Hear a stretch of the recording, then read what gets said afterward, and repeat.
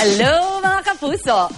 Kaya lang medyo malungkot ang ating balita. Although paalala sa iba, 4th death anniversary ni master rapper Francis Magalona, ginunita ng kanyang pamilya at malalapit na kaibigan. At Krista Kleiner, inamin ang dahilan ng hiwalayan nila ni R&B Prince JR. Narito po ang report.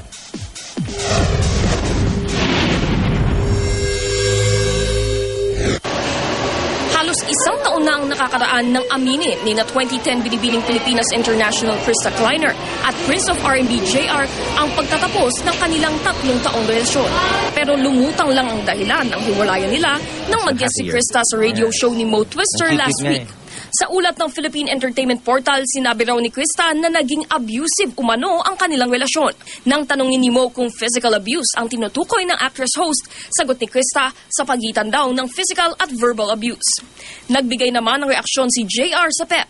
Hindi na raw niya iniisip ang mga negatibong komento tungkol sa kanya dahil kaakibat ito ng showbiz. Hangad daw niya ang magagandang bagay para sa career at buhay ng kanyang ex-girlfriend.